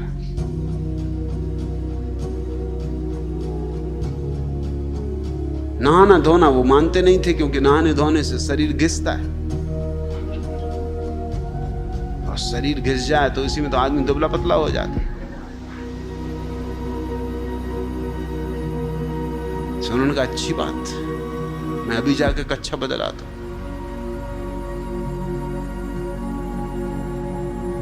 सभा में पहुंची जवाहरलाल ने देखा कि बांस और भी ज्यादा आ रही।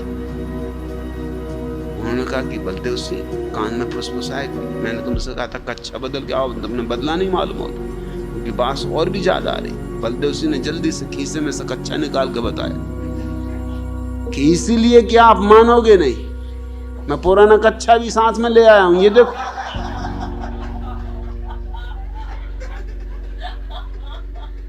अब बांस और ज्यादा आएगी, खीसे में रखे और निकाल के बता दिया आम जनता में, सुगंध फैल गई होगी और जवाहरलाल ने सिर ठोंक लिया होगा। मगर पता नहीं, एक सरदार का मंत्रिमंडल में होना जरूरी, बिल्कुल जरूरी। पुराने राजा महाराजा भी ऐसा करते थे। सरदार तो उस समय नहीं थे, मगर सरदारों जैसे लोग तो थे ही सदा से। हर राजा महाराजा अपने 9 रत्नों के साथ साथ एक आध पहुंचे हुए बुद्धू को भी मंत्रिमंडल में रख लेता था, दरबार में रखता था, संतुलन के लिए। क्योंकि सभी बुद्धिमान हो तो अति हो जाती बुद्धिमानी की, तो दूसरे तराजू पे बिठा दिया एक बुद्धू को, 9 रत्नों के रस्ते पे लगा देता, एक बुद्धू काफी। 9 रत्न एक तरफ और एक बुद्धू एक तरफ। और कभी कभी बुद्धू बड़े पते की बात कह देते, क्योंकि 9 रत्न तो होशियार हैं, ऐसी बात कहेंगे जो राजा को अच्छी लगे, फिर चाहे वो हित की हो कि अहित की हो, वो तो सब खुशामदी और चापलूस होंगे। बुद्धू सच्ची बात कह देगा,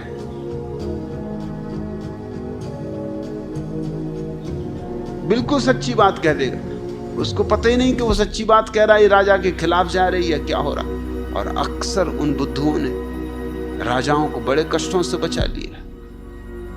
तो ये रिवाज था सारी दुनिया में, भारत में नहीं, सारी दुनिया में एक महामूढ़ राज दरबार में रखा ही जाता था, क्योंकि बाकी जो समझदार हैं वो तो झूठ बोलने में कुशल हो जाते हैं, वो तो चमचे हो जाते।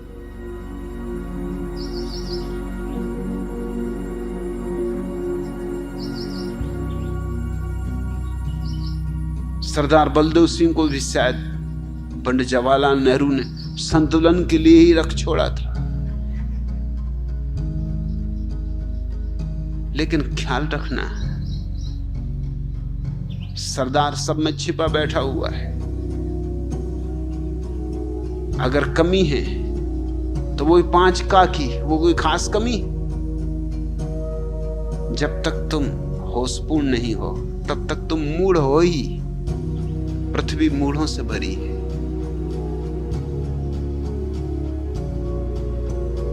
कुछ सरदार प्रगट हैं, कुछ अप्रगट, कुछ जाहिर, कुछ गैर जाहिर। कुछ घोषणा कर दिए, कुछ ने घोषणा नहीं की। मगर सच पूछो तो सारी दुनिया उसी अवस्था में, कुछ भेद नहीं है। इसलिए हंसना मत, ये मत सोचना कि मैं सरदारों के खिलाफ कुछ कह रहा हूं। सरदार तो मूढ़ों की बस एक जाति समझो। सारी मनुष्यता मूढ़ है। जब तक मूर्छा है तब तक मूढ़ता है। चंदूलाल, डब्बू जी व मुल्ला नसरुद्दीन सैर को निकले थे। चांदनी रात, मस्त थे, भांग चढ़ा रखी थी। उन्होंने देखा कि सामने से एक गधा चला आ रहा है। तीनों में शर्त लग गई कि देखें कौन गधे को मजबूर कर सकता है ना मैं सिर हिलाने को। गधा करीब आया। तीनों ने अपनी अपनी तरकीब आजमाई। चंदूलाल और डब्बू जी तो असफल रहे, मगर जैसे ही मुल्ला ने गधे के कान में कुछ कहा कि वो तो सिर हिलाने लगा, जोर जोर से एकदम सिर हिलाने लगा, कहने लगा नहीं नहीं। चंदूलाल, डब्बू जी चकित रह गए। उन्होंने पूछा, मुल्ला तुमने ऐसा क्या कहा? एकदम गधा सिर हिलाने लगा, कहने लगा नहीं नहीं। मुल्ला ने कहा कि पहले तुम लोग बताओ कि तुमने क्या कहा था। चंदूलाल ने कहा कि मैंने तो बड़ी पुरानी तरकीब आजमाई लेकिन असफल हुआ। मैंने उससे पूछा कि भैया शादी करवानी। अब कौन गधा होगा जो सिर न हिला दे? अरे गधे से गधा भी होगा तो भी कह देगा कि नहीं। मगर वो नालायक मुस्कुराने लगा।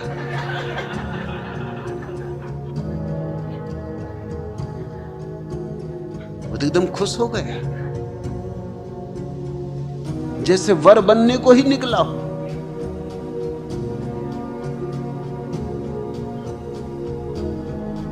डब्बू जी ने बताया कि मैं तो अपने बच्चों के अनुभव से कहता हूं कि सबसे बड़ी कठिनाई चीज ये कि सुबह उनको स्कूल भेजना। कोई पाखाने में छिप जाता है, कोई बाथरूम से नहीं निकलता, कोई बिस्तर से नहीं उठता कि बुखार चढ़ा हुआ है, किसी के पेट में दर्द है, किसी के सिर में दर्द है। तो मैंने गधे से पूछा कि भैया स्कूल में भर्ती होना है। मैंने सोचा था कि जरूर से हिला देगा कि नहीं नहीं, कितनी गधा हो, स्कूल में कौन भर्ती होना चाहेगा। गधे से गधे भी स्कूल में नहीं जाना चाहते। स्कूल का नाम सुन के एकदम फुरफुरी छूट जाती, एकदम रोमांच हो जाता है। मगर गधा बिल्कुल शांत बना रहा, अविचल, बिल्कुल स्थिति प्रज्ञ, नहाना ना। जैसे सफलता असफलता में संभाव रखो, सुख दुख में संभाव रखो। अरे स्कूल जाना हो कि मधुशाला जाना हो, संभाव रखा उसने। अब तुम बोलो, तुमने क्या कहा? तो मुल्ला नसरुद्दीन ने पूछा कि मैंने पूछा भैया सरदार जी बनना है। बस एकदम से हिलाने लगा कि नहीं।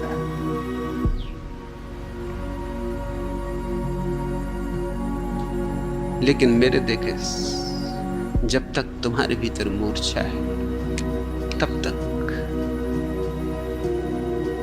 मूढ़ता है।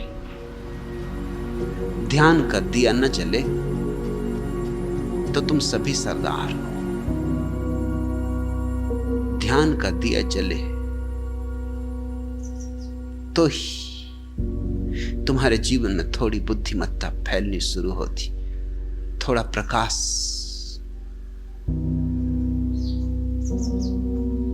चाहिए ही चाहिए। और तुम्हारे अतिरिक्त ये प्रकाश कोई पैदा नहीं कर सकता। दूसरों पे हंस के मत रह जाना। सरदारों की कहानियां तुम सुन लेते हो, सुन के हंस लेते हो, ये सोच के कि औरों के बाबत बात हो रही।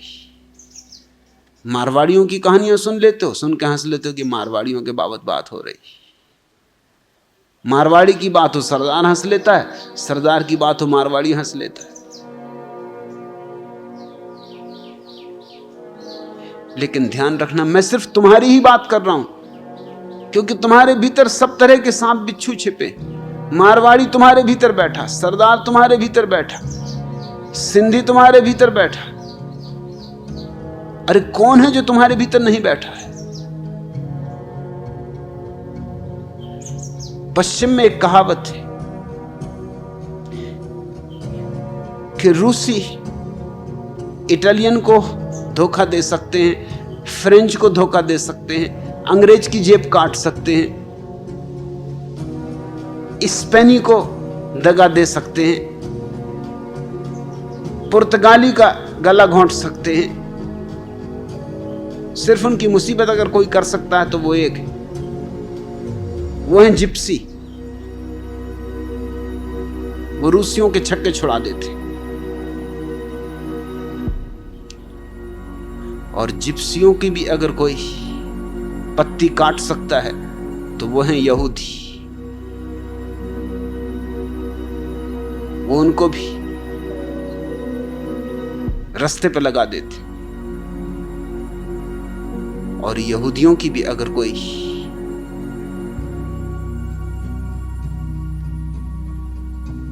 जेब काट सकता है तो वो है यूनानी। और कहावत कहती है कि यूनानियों को अगर कोई धोखा दे सकता तो केवल शैतान। वो बात गलत है, उनको मारवाड़ियों का कोई पता नहीं।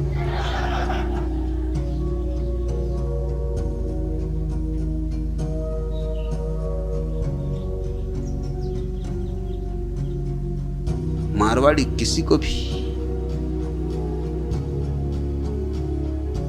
चकमा दे सकता है। चकमा उसकी कला है, उसने उस कला को खूब निखारा है, सदियों से संभाला है। वो खुद को ही धोखा देने तक में कुशल हो गया, दूसरों की तो बात और। मैं कलकत्ता में एक मारवाड़ी मित्र के घर मेहमान था। मैं बड़ा हैरान हुआ। उनके बाथरूम में नहाने गया, संगमरमर का तो बाथरूम, मगर संगमरमर पर न मालूम कितने आंकड़े लिखे, जगह जगह आंकड़े। 2-2 फोन तो बाथरूम में भी लगे। मैंने उनसे पूछा कि मामला क्या है? सुंदर बाथरूम बनाया है, दीवारें सब गंदी कर रखी, क्या लिख रखा? उन्होंने कहा खाते वही कौन रखे? मैं हूं सटोरिया, खाते बही रखो तो न मालूम कितना टैक्स लग जाए। सो मैं तो बाथरूम की दीवारों पे लिख के काम चला लेता हूं। तुमने देखा होगा, इसलिए बाथरूम में मैंने टेलीफोन लगा रखे। सब सट्टा वहीं से करता हूं। ये जो टेलीफोन लगा रखा है ऑफिस में, ये तो ऐसे कुशल समाचार पूछने को, इससे सट्टा करते ही नहीं। सट्टे का सारा काम बाथरूम से। तभी मैंने कहा कि तभी मैं सोचता था कि आप बाथरूम में जाते हैं तो 3-3 घंटे 4-4 घंटे। तो मैं भी सोचता था कि गजब कर दिया, मारवाड़ देश के वासी 4-4 घंटे नहाते हो, मारवाड़ में लोटा भर पानी मिलना मुश्किल होता है। तुम्हें ये नहाना कहां से आ गया? अरे उनका नहाने की फुर्सत किसको? महीने में एक आध दो बार नहा लिया तो बहुत, क्योंकि टेलीफोन की घंटी बजती रहती। वो काफी बड़े दानी थे, उन्होंने बहुत दान किया, मगर टैक्स कभी नहीं दिया। उन्होंने कांग्रेस को भी बहुत दान दिया। और जब पंडित जवाहरलाल नेहरू प्रधानमंत्री हुए तो उनसे उन्होंने कहा कि अब आप कुछ टैक्स वगैरह का भी इंतजाम करें। उन्होंने कहा कि टैक्स वगैरह की बात ही ना करना, आप दान जितना चाहिए हो मैं दे सकता हूं, जो मांगो वो दान दे सकता हूं। टैक्स मैक्स का कोई हिसाब हमारे पास नहीं, खाते बही ही नहीं रखते, हम कोई धंधे ही नहीं करते। उनका धंधा ही टेलीफोन था और दीवार पर उनके खाते बही थे। मारवाड़ी से तो शायद शैतान भी धोखा ना दे पाए, शैतान की भी जेब काट ले। मगर ये सब तुम्हारे भीतर बैठे हैं। जिप्सी भी तुम्हारे भीतर बैठा है और मारवाड़ी भी तुम्हारे भीतर बैठा है और सरदार भी तुम्हारे भीतर बैठा है। मैं ये बातें किन्हीं बाहर के लोगों के संबंध में नहीं कर रहा हूं, इस भ्रांति में मत पड़ना, नहीं तो लोग नाराज हो जाते, मुकदमे चल जाते।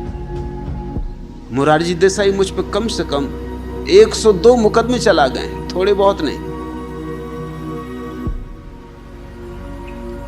मैं तो उनकी गिनती नहीं रख पाता, मैं तो कभी जाता नहीं अदालत।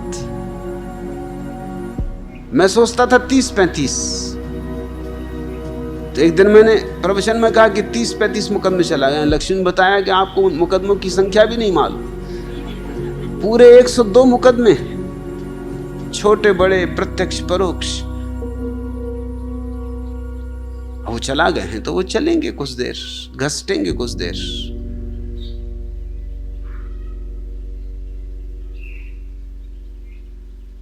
जरा जरा सी बात अगर मैंने कुछ कह दिया तो किसी हिंदू की धार्मिक भावना को चोट पहुंच गई, बस मुकदमा। ऐसी छुई मुई धार्मिक भावना कोई धार्मिक भावना है कि मुसलमान की धार्मिक भावना को चोट पहुंच गई कि मैंने कह दिया काबा जाने से कुछ भी नहीं होगा, बस धार्मिक भावना को चोट पहुंच गई।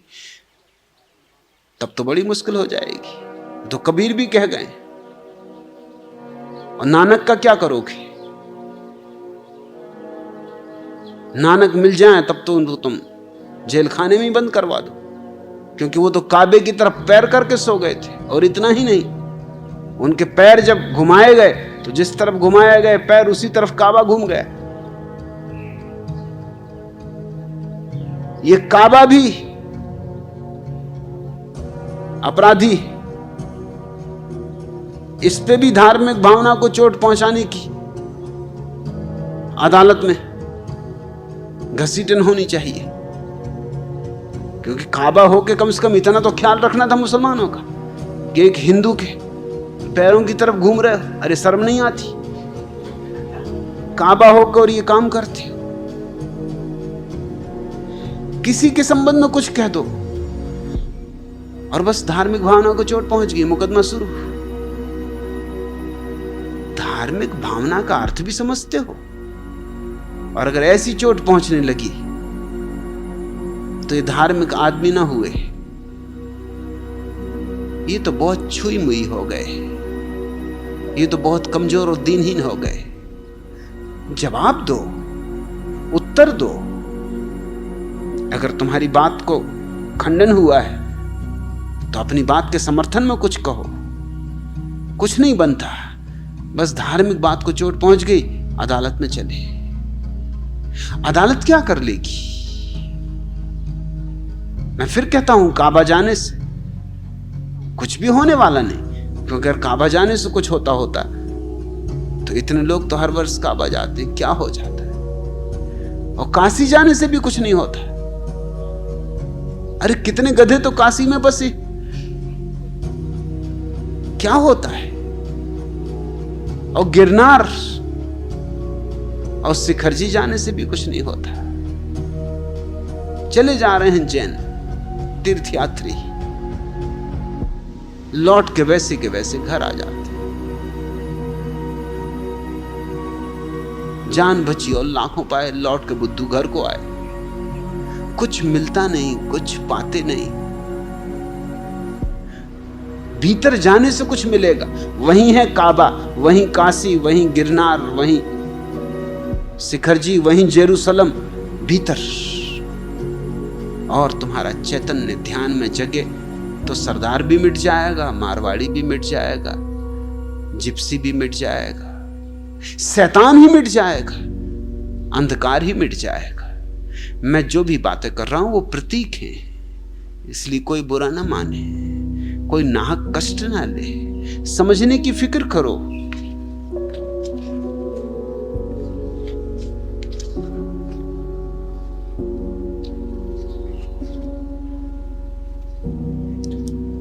लेकिन समझ तो जैसे खो गई, नासमझी का हमने ठेका ले लिया है। हम व्यंग्य भी नहीं समझ सकते, मजाक भी नहीं समझ सकते, हंसना ही भूल गए। हंसते भी हैं तो औरों पे हंसते, और जब तक हम अपने पे हंसना न सीखे तब तक जानना हंसना हमें आया नहीं। मैं जो भी तुमसे कह रहा हूं तुम्हारे बाबत है, सिर्फ तुम्हारे बाबत। और जब तुम हंसो तो ख्याल रखना तुम अपने पे हंसो, किसी और पर नहीं। तुम अपने पे हंस सको तो समझो कि एक बड़ी घटना की शुरुआत हुई। तुम अपने पे हंस सको तो एक बड़े रूपांतरण का प्रारंभ है, एक बड़ी क्रांति की पहली किरण फूटनी शुरू हो गई। सुबह हुई, भोर हुई, रात गई। तुम अपने पे हंस सको तो समझो कि तुम अपने भी साक्षी होने लगे। तुम अपने पे हंस सको तो उसका अर्थ हुआ अपने अहंकार से तुमने अपने को अलग करना शुरू कर दिया। तुम जानने लगे कि यह मैं नहीं हूं, इसलिए तो हंस सकते हो। ये सारे व्यंग जो मैं कभी उपयोग करता हूं तुम्हारे संबंध में, इतना सदा स्मरण रखना तो तुम्हें लाभ होगा। यहां जो भी मैं कह रहा हूं वो किसी का मनोरंजन नहीं है, जो भी मैं कह रहा हूं वो मनोभंजन है। आज